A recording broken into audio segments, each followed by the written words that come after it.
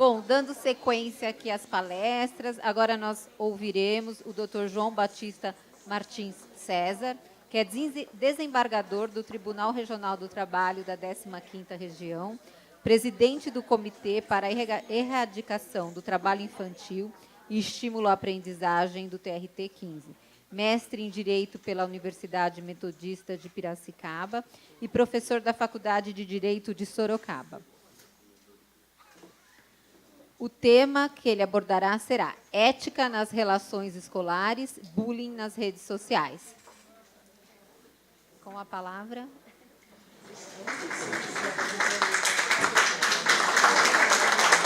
Boa tarde a todos e a todas. Queria, em nome da doutora Adriene, doutora Rita, agradecer o convite. Cumprimentar aqui os servidores da nossa associação, porque são muito dedicados. Tocar esse programa Trabalho, Justiça e Cidadania sem recursos não é fácil. Então, e para vocês, né, professores e professoras, meu boa tarde, toda a minha admiração e respeito pela profissão. Tão difícil de ser exercida no nosso país, infelizmente, né? Porque essa cultura da diversidade, essa questão do respeito ao professor também está nesse contexto todo aí do bullying. E um slide aí para começar, né? Da gente respeitar as diferenças, né? Se todos nós tivéssemos a cultura da diversidade, que outros países já está mais avançados, a gente não teria tantos problemas,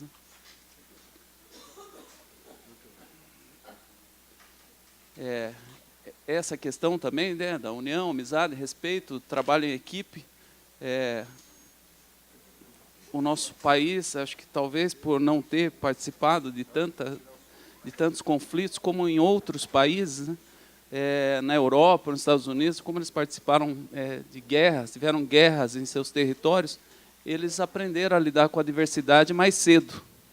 E nós ainda não aprendemos, porque nesses países, quando um soldado de guerra voltava mutilado, ou mesmo um negro voltava da guerra, ele era considerado um herói de guerra, então a nação tinha que reverenciá-lo.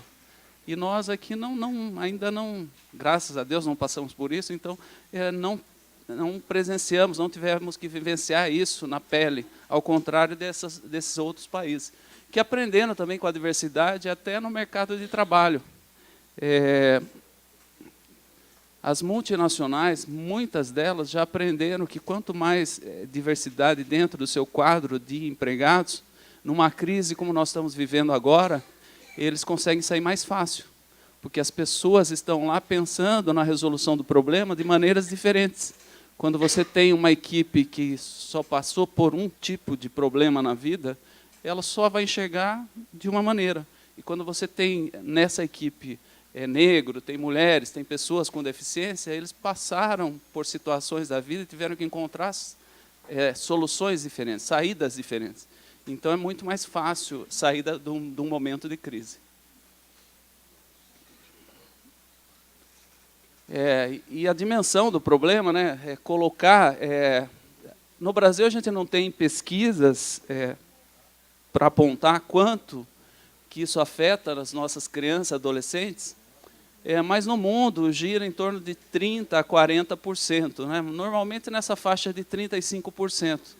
E essa pesquisa que foi feita já há mais de década, né, no Rio, apontou 40% de nossas crianças e adolescentes tiveram problema com algum ato de bullying, né? E agora, acho que vocês sabem melhor que eu, estava brincando com a doutora Adriene aqui, esse tema vocês acho que conhecem muito mais do que eu. Eu conheço esse tema pelo assédio moral, o assédio no trabalho, que não deixa ser muito diferente do que é o bullying na escola também, na maneira de assediar. Mas nós temos essa lei federal, né, 13.185, que entrou em vigor agora, né, mas ela já é de novembro de 2015, que conceitua o que é o bullying, né? Nos termos da lei, né, todo ato de violência física, psicológica, intencional e repetitivo que ocorre sem motivação evidente, praticado por indivíduo ou grupo contra uma ou mais pessoas, com o objetivo de intimidá-la, agredi-la, né, causando aquela angústia, o sofrimento interior, sempre nessa relação de desequilíbrio das partes envolvidas. Os doutrinadores acabam definindo dessa forma, né? Bullying são atitudes agressivas, intencionais e repetitivas adotadas na escola por um aluno ou grupo de alunos contra outro aluno, causando-lhe angústia ou sofrimento. E a expressão é do inglês, né? O touro, eu acho que o touro é uma expressão boa para representar isso mesmo, né? Quem vê um touro bravo já fica acanhado com medo, querendo fugir, né? Então, essa expressão do touro, acho que é boa, né? E essa situação de humilhação e menosprezo, o que eu, volto a dizer, se aproxima muito do assédio moral no trabalho, porque o empregado, assim como o assediado aí no bullying, ele fica com essa sensação de humilhação, de menosprezo, de perda de autoestima e com depressão. Como acontece o bullying, né, das mais diversas formas, né, pode ser violência física, mas é a mais fácil da gente notar. Mas eu acho que a mais agressiva mesmo é a psicológica. É que o moleque ele toma um tapa lá no intervalo e tal, ele ainda vai se defender, ele vai dar um tapa também e acaba se virando. Mas essa psicológica, eu acho que é a pior de todas. E tem também a sexual, né? E aí, as duas formas, né, o direto, que é a violência física, e o indireto, que é a agressão moral. E aí a gente ficaria com esse quadro aí, né? O direto... aí estaria como mais violento, né? As vítimas muitas vezes sofrem de violência física por parte dos bullies, né? E o indireto, que num primeiro momento parece que não é tão violento, né? É aquela transformação na vítima, né? no isolamento, tentar tirá-la do convívio, do grupo, da escola, e ela vai mais pelo lado psicológico. E também no bullying nós temos o cyberbullying, né? Que é o da internet, nas salas de bate-papo, nas redes sociais, agora também até na questão sexual, né? Nós vemos aí divulgando na internet foto, normalmente, infelizmente, o que mais acontece é das meninas, né? Pegam as fotos das meninas para divulgar nas redes sociais, são comuns casos de meninas aí até que se matam, né? Por ser expostas ao cyberbullying.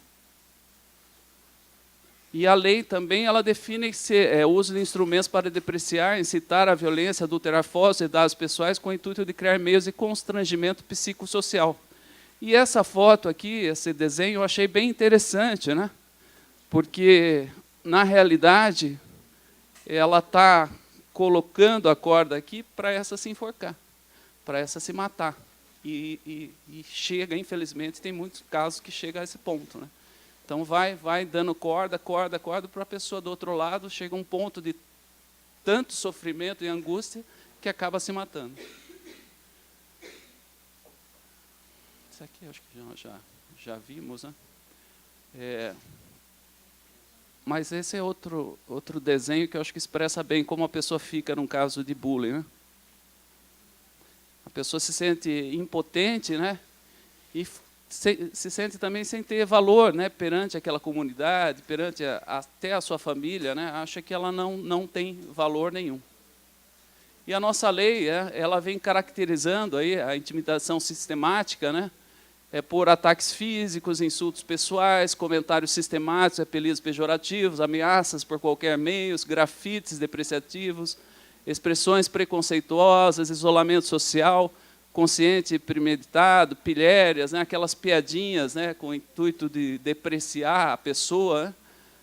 Aí, nesse slide, vocês não vão enxergar, né, mas eles colaram lá na costa do menino lá 4 olhos. E aí, tirando sarro, né, sempre querendo menosprezar o outro. Né? E aqui a lei também, eu quero trazer esses slides, depois nós vamos deixar esse material também para vocês, não precisam se preocupar em anotar, mas como pode se dar de várias formas, né? O verbal é insultar, xingar, apelidar pejorativamente, o moral é difamar, caluniar, disseminar rumores, o sexual também, né? Que é o assediar, induzir ou abusar, leia-se aí, violentar, né? O social, que é o psicológico, né? Ignorar, isolar, excluir também. No psicológico, daí a lei vem colocando perseguir, amedrontar, aterrorizar. O físico, socar, bater, chutar. O material é importante também, que é furtar, roubar aquele aluno ou aquela menina, seja em dinheiro mesmo, ou em tênis, ou um boné de marca, ou boné que nem seja de marca, mas ele quer tomar aquele bem da pessoa que está sofrendo o bullying, né? E o virtual nós já comentamos. Eu acho que esse ponto também é bem interessante, que durante a vida escolar os alunos podem viver a alternância dos papéis, né? Ele pode ser desde o praticante do bullying ativo, pode ser a testemunha e pode ser também a vítima. Esses papéis podem se inverter durante a vida escolar.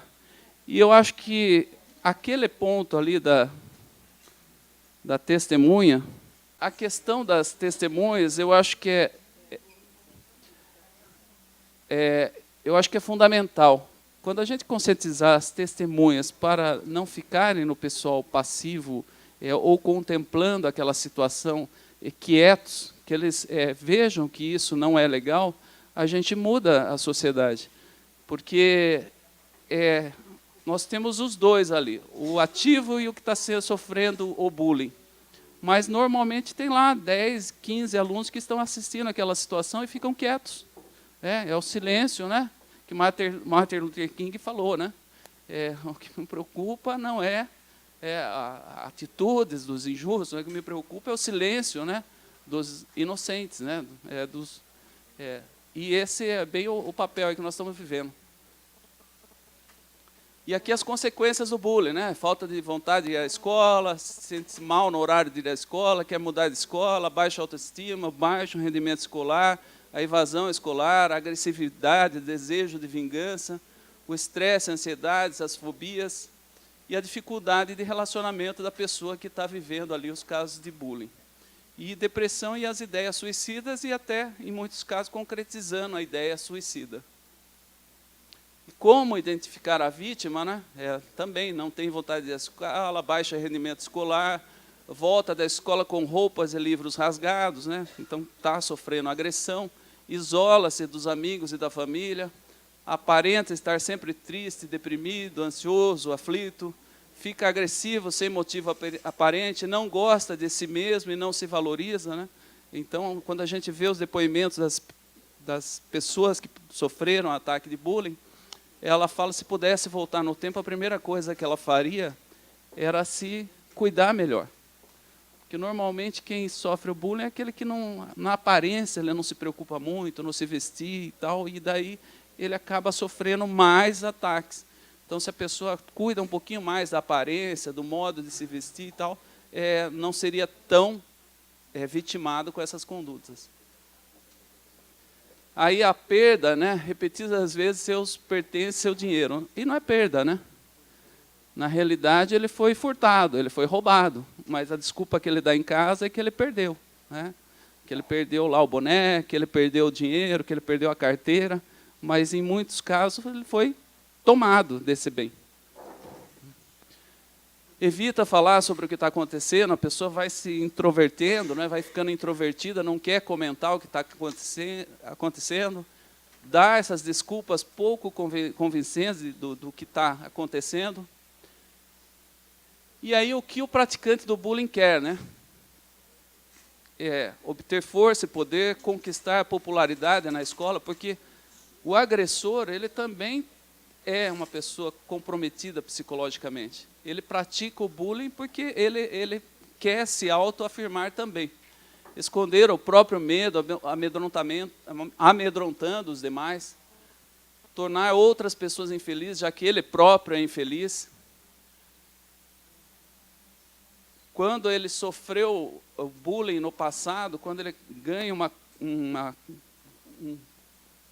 fisicamente ele está em situação avantajada, daí ele também passa a ser o praticante ativo do bullying.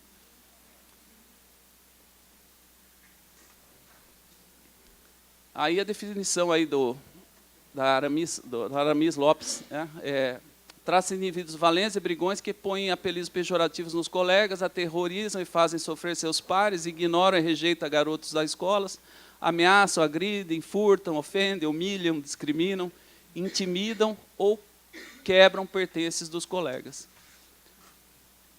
E outra imagem, né, que a gente acho que mostra também muito do que nós estamos falando aqui hoje.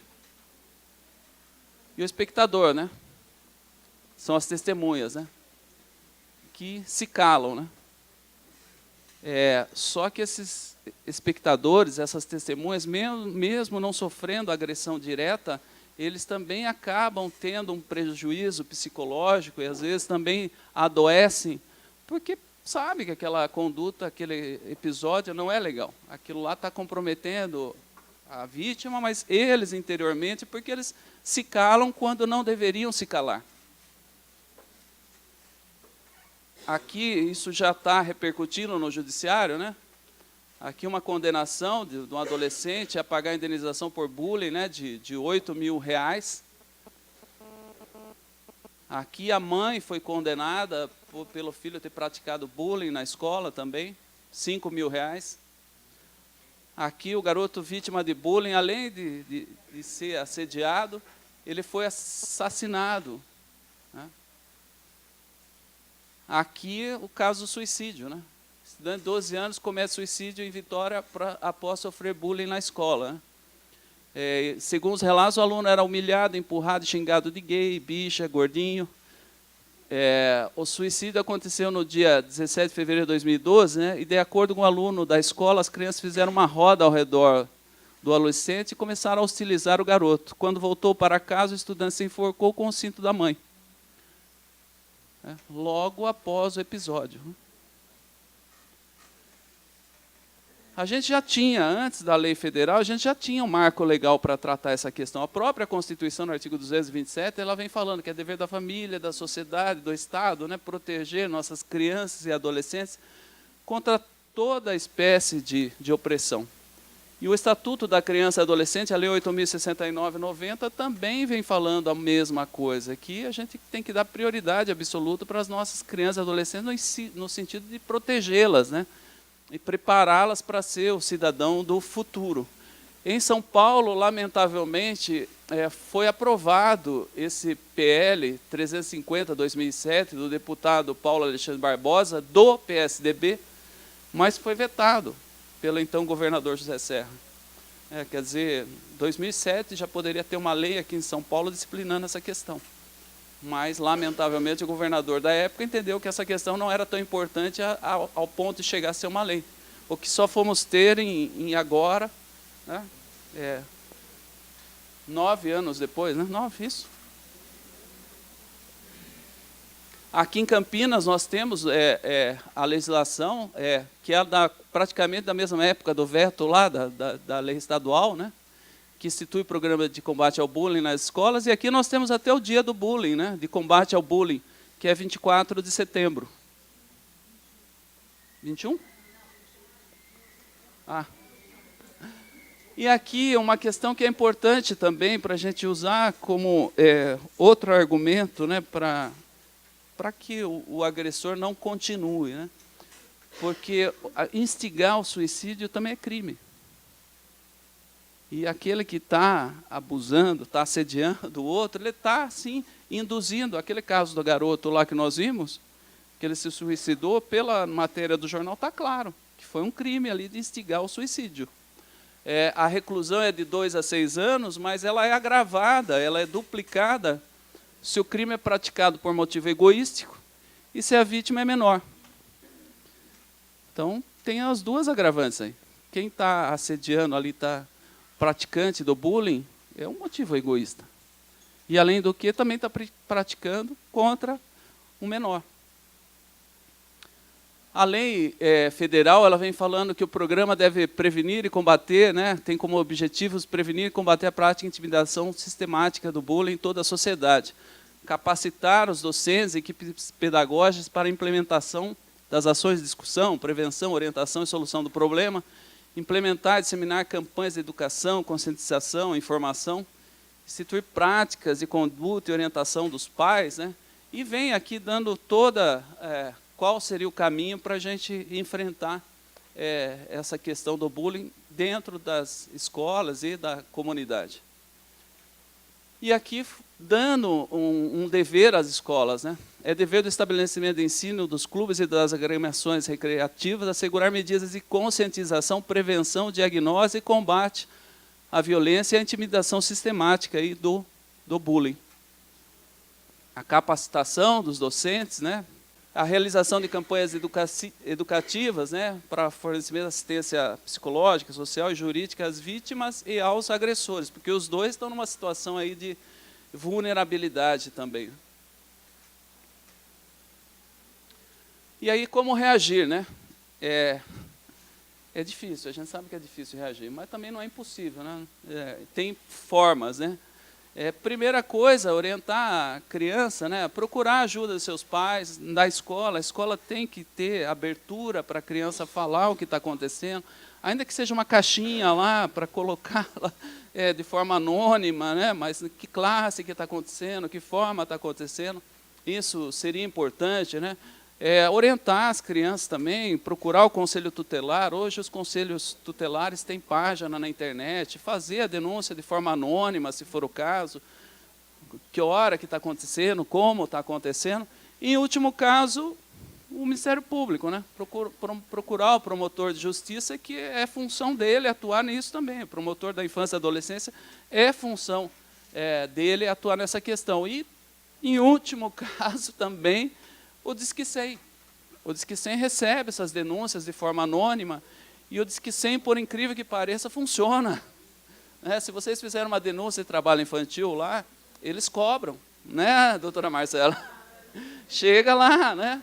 Então, o Disque 100 é um serviço que funciona no nosso país. Às vezes, reclama, é difícil completar a ligação, mas quando completa, funciona, porque eles nos cobram do que está sendo feito sobre aquela denúncia. Então, usa o telefone, o Disque 100, é anônimo, ninguém vai ficar sabendo que é a denúncia, quem fez a denúncia, e isso vai ser investigado. A criança, né, a gente não deve sofrer em silêncio, né, também não seja, orientar as crianças também, não ser uma testemunha silenciosa também, né, está presenciando, fale também, fale para a professora, fale para o diretor da escola o que está acontecendo. A vítima não ficar com vergonha ou se conformado com aquela situação, nós temos que orientar e denunciar, né. Não existe o torturador se não existir torturado, né. Então, quando a pessoa se rebela contra aquela situação, sem violência, né, o rebelar aqui é sem violência, dá para sair dessa situação. E alguns caminhos aí, né? Evitar a companhia, né, de quem pratica o bullying, os chamados carrascos, né? Jamais falar com esse agressor sozinho, né? É mais seguro fazer isso perto de outras pessoas, do professor, do diretor da escola. Não responder às provocações, não manter a agressão em segredo, não se deixar intimidar, relatar os fatos, pais, professores, né? Quem não reage acaba sofrendo, né? Fica exposto aos amigos como fraco, sem moral, ridicularizado pela falta de defesa, piora muito mais a autoestima, tem depressão, vai aí pelas doenças psiquiátricas ou psicológicas. Aí uma coisa, infelizmente, entra naquele círculo vicioso, né?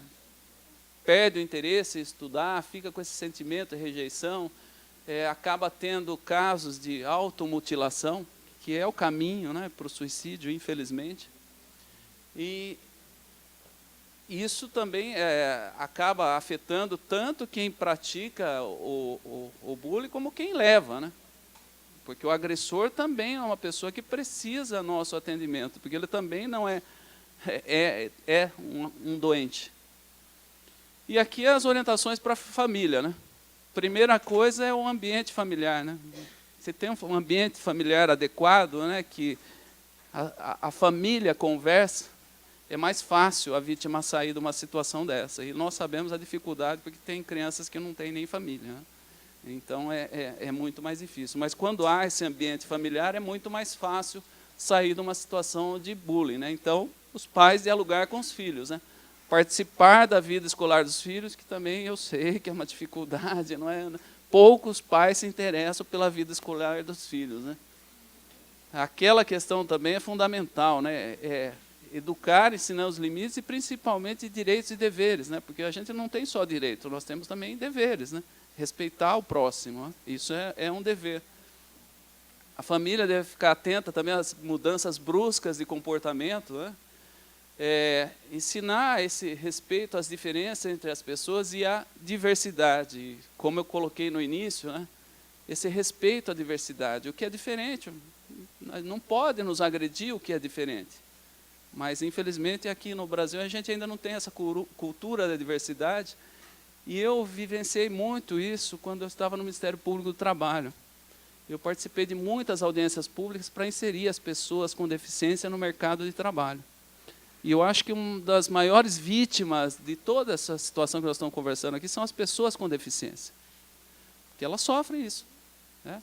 Elas são satirizadas nas escolas, já começa cedo na escola, são satirizadas. Depois, quando são adultos, têm dificuldade de arrumar um posto de trabalho, porque a gente não tem essa cultura aí de respeito à diversidade. E os pais, né, dá o exemplo, né?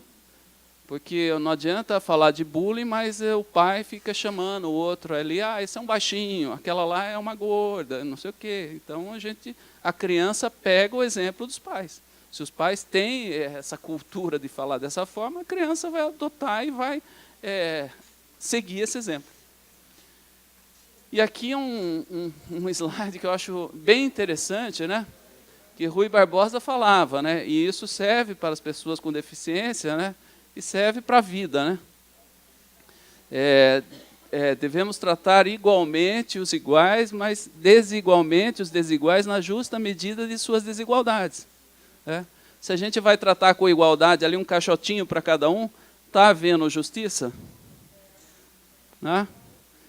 Então, se a gente inverte o caixotinho do grandão, coloca lá para o pequeno, todos estão podendo participar da festa, ver o jogo ali, ver o show. Então, essa questão é interessante também a gente abordar, né? E as escolas, né? Escolas, o que elas podem fazer para isso, né?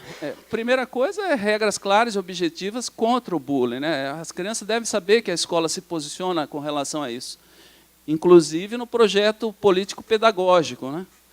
Para que todos saibam diferenciar o que uma brincadeira sem maiores consequências do que é um ato já de bullying. E esses projetos não é só o professor, não é só o diretor, é a comunidade, pais, alunos, a vizinhança da escola, porque muitos casos de bullying acontecem ali na saída da escola ou quando está chegando na escola.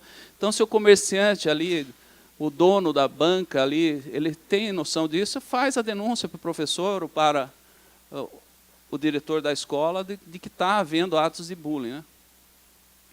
Estimular essa discussão no corpo docente, contra pais e alunos, com atividades socioculturais dessa questão também.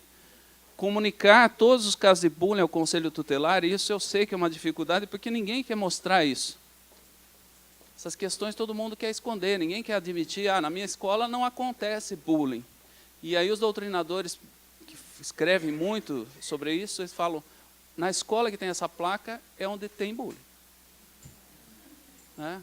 Primeiro, é aquela questão do avestruz, né? A gente coloca a cabeça embaixo da terra e não quer ver o que está acontecendo. E enquanto a gente não reconhecer que você não encontra saída, você não encontra solução. Você só vai encontrar solução para o problema quando você reconhecer que tem um problema. É igual a pessoa viciada. Enquanto ela não admitir que ela é viciada, seja em álcool, seja em outras drogas, ela não vai ter solução para o problema, né? Então, a gente tem que colocar isso na luz, que a luz é o melhor meio para acabar com esse problema. E aqui alguns temas, né, que poderiam ser utilizados, né, debates para publicizar o assunto, estimular pesquisa do aluno sobre o tema, os próprios alunos criarem regras de convivência, a gente estimular eles para fazerem isso, né? Algumas questões que a escola poderia abordar, né? E essa última, eu acho que é bem interessante também, né? Provocar a reflexão de como deveria ser uma escola na qual todos se sentissem felizes, seguros e respeitados. Estimular a criança ou adolescente fala qual que seria uma escola legal, né? O que seria bom aqui para a gente evitar essas questões. E normalmente onde ocorre o bullying, né? Escolas com deficiência, supervisão de adultos. Acho que aqui no SESI eu sei que é uma escola diferenciada. Mas hoje a gente está terceirizando a nossa educação para as escolas particulares e não tem, claro, é custo. Na hora do intervalo, do recreio, não tem lá os antigos inspetores alunos da minha época. Da minha época tinha lá os inspetores, lá eu saía para o recreio, tinha lá, sempre alguém de olho. E hoje meu filho estuda em escola particular e eu vejo que não há. É uma escola particular boa, muito boa lá de Sorocaba, mas a escola quer lucro. E na hora do intervalo eu pergunto, quem fica olhando lá? Pai, não tem ninguém. Ninguém fica preocupado. Não tem atividade, né, não tem o número aí que deveria ter de profissionais para ficar vendo os alunos no intervalo, e também não tem atividade lúdica, recreativa, esportiva no intervalo. Fala, filho, por que você não vai jogar lá na quadra na hora do intervalo? Porque não pode, eles não deixam usar a quadra. Então tem quadra, não pode usar. E a escola famosa, viu? Não é uma pequena escola, uma escola grande, mas não quer ter o trabalho de colocar mais profissionais lá e tudo acaba interferindo, né? E por que a discussão na escola, né? Porque a escola é espaço privilegiado para a gente promover e discutir cidadania, né? Eu estava escutando a palestra aqui do Denis, eu gostei muito da fala dele, infelizmente peguei no final. Eu atuo aí no combate ao trabalho infantil, e a gente sonha que um dia a gente tenha uma escola pública de qualidade em tempo integral. Porque, de fato, acho que nós vamos resolver os problemas que nós temos no país só quando a gente conseguir uma geração bem educada, como deve ser educada. Porque tudo que nós estamos fazendo agora é paliativo. Né? Já teve crises, não nessa dimensão, mas problemas de corrupção. De cada 8, 10 anos vem uma crise aí de corrupção. Né, teve os anões do orçamento, depois teve lá no Collor, então teve lá tempos atrás o próprio Lula, né, falou que tinha 500 e poucos picaretas, né, porque era uma denúncia que envolvia também a grande parte do Congresso Nacional. Enquanto a gente não der essa educação de qualidade, esses episódios vão se repetir. Essa educação integral que o projeto político-pedagógico da escola deve prever, né, sistematização de conhecimentos interdisciplinares, né, articulando valores sociais para a formação de cidadãos conscientes de seus direitos e deveres, né, sempre ressaltando que para cada direito existe uma obrigação. Né, a gente não tem só direito na vida. Né. E essa construção de uma sociedade com respeito mútuo, justiça social, mais justa. Né. E por que a discussão nas escolas? Né? Porque preconceito se desaprende na escola. A criança vem com o preconceito, às vezes, da família, ou às vezes da falta de família, e, infelizmente, a escola tem que fazer um papel que deveria ser da família. Mas, como tem pais e mães que não foram educados, então, nós estamos numa situação difícil, é uma sinuca. Né? Para quem joga sinuca, é uma sinuca de bico. Né? Eu sei que é colocar nas costas dos professores muito mais do que deveria. Né? Mas, infelizmente, para quem não tem família, que não teve educação, é na escola que vai ter que desaprender esses preconceitos. Né? E por que o bullying não é brincadeira? Né?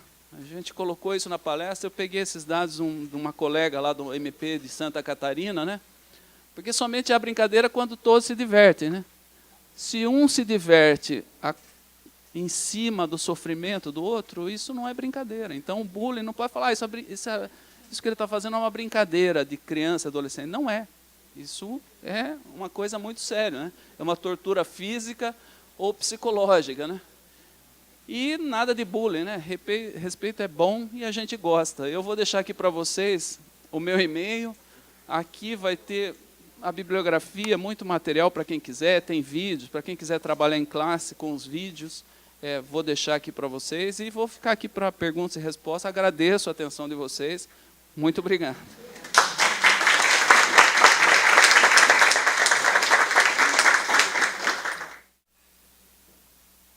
Boa tarde. Sou a Jaqueline, diretora de escola de alunos do ensino médio. Queria que o senhor falasse um pouquinho mais sobre o cyberbullying, porque assim, a hora que a gente percebe, já aconteceu e chega para a escola. Então, hoje, com as redes sociais, o WhatsApp, né, os grupos, até onde a escola, né, pode trabalhar, além do diálogo, além de receber as famílias, quais são esses encaminhamentos? Se o senhor puder discorrer um pouco? Obrigada.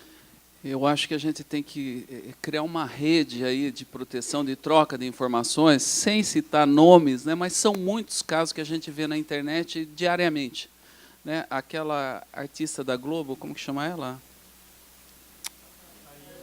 Carolina Dickmann, né? Sofreu, claro, não agora, mas ela sofreu o cyberbullying no sentido de que pegaram as fotos dela e acabaram divulgando na internet.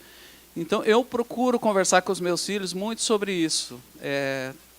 Ter uma conversa transparente, né? Eles estão lá no WhatsApp, às vezes a gente não sabe quem está naquele grupo do WhatsApp, eles falam que são os coleguinhas deles e tal, mas nunca tirar foto ou fazer um filme, mandar, né? Expor a nossa vida pessoal. Eu respeito quem coloca isso no Facebook e tal, mas isso é muito temerário hoje em dia, porque vocês já devem ter visto uma entrevista com um investigador de polícia do Rio de Janeiro, que ele é justamente para prevenir os crimes cibernéticos. E a menina deu 2 informações para ele. Com 2 informações que ela deu, que ela estudava numa escola que usava uniforme, e acho que o tempo que ela saía da casa para chegar na escola, e se ela ia de ônibus ou não. Com isso, no final do dia, ele estava lá na porta da escola. Ele era um policial, e se for um bandido? Né? Então, essa questão do cyberbullying é muito delicada, a gente tem que conversar. As meninas acabam sendo seduzidas, a grande maioria dos casos, né, são as meninas que são seduzidas aí pelos... A gente não sabe se é menino que está do outro lado, né? Para mandar foto, fazer filme e tal, e isso depois acaba sendo divulgado na internet. Nos Estados Unidos eu vi um programa, vocês tiveram oportunidade de assistir, que eles pegavam os pais e os pais o que achavam dos filhos. Assistiam, né? Que todos colocavam a mão no fogo pelos filhos, né? E não acreditavam. Só que autorizaram, daí eles conversar pela internet. Falavam qual que era o hábito dela, entrou lá e, invariavelmente, todos os casos, eles começam a conversar, combinaram, muitos casos os pais estavam dormindo e combinou de sair com os pais dormindo à noite. Até teve uma menina que entrou dentro da van, né? A hora que ela entrou na van, eram os pais que estavam lá. Então, não tem uma resposta pronta e acabada. A gente tem que debater essas questões mesmo e mostrar esses casos. Acho que esse programa é muito legal de colocar em classe. Esse eu não peguei, mas se você conseguir, e mostrar para os alunos, porque ninguém está livre. Né? E pode ser o inverso, o menino também. Né? O menino também pode sofrer esse mesmo tipo, achando que é uma moça, sei lá, e não é. Né? É um bandido que quer invadir a casa, que quer praticar um ato de assédio ou de abuso sexual mesmo. Esse cyberbullying, acho que no atual contexto da nossa sociedade, eu acho que é o pior e o mais delicado. Mas, volto a dizer, não adotar a teoria, né, de avestruz e colocar a cabeça embaixo da terra. A gente debater com as crianças, falar com os pais, orientar, para que fiquem. Eu vejo casos que o pai nem chega perto lá da sala onde está o bate-papo, nem sabe o que está acontecendo. Então, orientar. Eu, por exemplo, meu filho ele usa o computador, mas já falo, ó, é aberto, hein? Eu estou toda hora ali, passando, acompanhando. O pai tem que estar vigilante. Agora, o professor orientar, tem que fazer o papel do pai, né, infelizmente, dos pais. Então, debater e procurar sempre, com a direção da escola, né, conseguir um tempinho em atividades para mostrar que isso pode levar a uma situação muito crítica para a criança, para o adolescente. Pois não. O grande perigo é os pais, eles não têm acesso, ou eles acham que é invadir a privacidade do filho. Nas reuniões de pais, a gente na escola tem falado bastante com relação a isso. Os pais não sabem. Então, eu percebi mesmo que quando eu cheguei no quarto, ele saiu correndo da tela. Então, a gente tem falado, se saiu correndo da tela, porque alguma coisa tinha diferente lá. Né? Esses dias nós pegamos, uma mãe foi lá, a menina marcou encontro com o vizinho na rua de cima, o pai, por acaso, pegou lá o WhatsApp e viu a conversa, ficou desesperado, horrorizado. Né? Uma menina o quê? De 6º ano. Então, é sério isso. Os pais não estão atentos para esse tipo de coisa. Como a colega falou, aí eles vão acertar na escola. E o pai liga desesperado, Marta, pelo amor de Deus, me ajuda. Aí você tem que abrir a porta, receber o pai, acolher, né? Conversar com o aluno. Mas isso tem acontecido demais. Os pais não estão acompanhando o que acontece com os filhos. Infelizmente. É muito complicado isso, porque eu já vi essa discussão com os psicólogos, né, falando, não, você está invadindo a privacidade da criança, do adolescente, mas para não invadir a privacidade, então eu já falo para o meu filho, eu vou ver, então você tenha ciência, eu não vou invadir a privacidade, é uma regrinha de convivência aqui entre nós.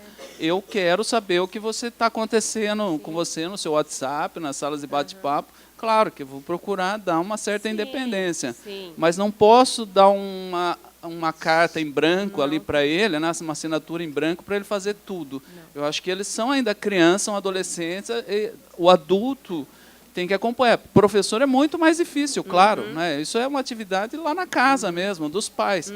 Só que nós sabemos que muitos pais são ausentes. Sim.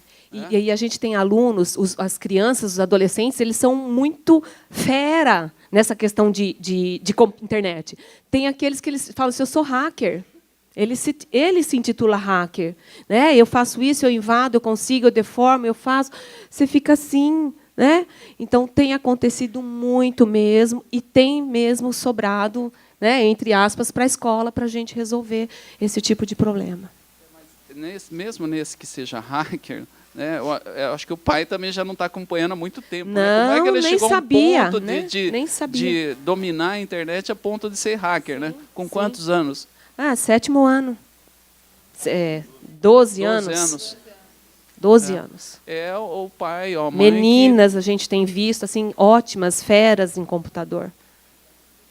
E a gente fica para trás, né? Os pais ficam para trás. Mas eu acho que tem que ter um diálogo, né? Sim. E aquela questão de regras de convivência, regra familiar também, Sim. né? Olha, você pode, mas eu vou acompanhar. Isso. Em casa, o quarto de jogos, a sala de jogos, tem uma janela que ela é um espelho, na realidade. Né? E eu, às vezes, eu estou passando, nem preciso entrar para ver. Eu dou uma olhada lá, já estou vendo o que está acontecendo. Se é jogo de tiro que eu não gosto, já falo, ó, parou, chega. Verdade. Então, nós temos que acompanhar. Tem, tá? Eu prefiro o pai presente, a mãe presente, quando há, né? Sim. E a escola, as reuniões de pais, a gente tem usado bastante, cada fala no início das reuniões, para falarmos um pouco sobre isso e tentar conscientizar mesmo os pais com relação a isso. Doutor João, muito obrigado pelo seu tempo, pelo conteúdo extremamente enriquecedor que o senhor trouxe até nós. É o nosso anseio, é a nossa angústia do dia a dia. E fazendo uma analogia, né, quando a gente fala dos pais, numa situação que a gente vivenciou muito nas escolas e até hoje, né, o SESI tinha um programa de prevenção, saúde escolar. Eu comentei com a doutora Patrícia na última terça-feira. E nesse programa nós tínhamos também o psicólogo. E uma das funções do psicólogo era levar para o adolescente a questão das doenças sexualmente transmissíveis, prevenção, contraceptivo. Alguns pais nos procuravam indignados porque nós estávamos tratando de uma forma precoce. Numa escola do lado nossa, a gente já tinha alunas gestantes. Então, às vezes, nós pais, educadores, a gente está despreparado para lidar com essa situação e acaba deixando a coisa correr solta. E pegando uma fala do senhor, que tem muito a ver com a nossa realidade, quando o senhor trouxe o pensamento do Martin Luther King. O que incomoda os alunos é o silêncio dos outros. Então, às vezes, nós temos 2 ou 3 em cada sala e tal, que provocam a situação, e às vezes só tem 20 que se calam, né? Então, essa é a nossa luta diária e tal, para conseguir trazer à tona isso e que todos possam se manifestar. Mas, Paulo, só me permite, eu acho que você colocou um ponto seríssimo, e eu vivencio isso, né? Porque a gente não é uma sociedade que tem um nível educacional que seria o desejável. E, às vezes, tratar de questões como essa, prevenção de doenças, de gravidez precoce e tal, acaba saindo na sociedade de uma forma que, não, está estimulando.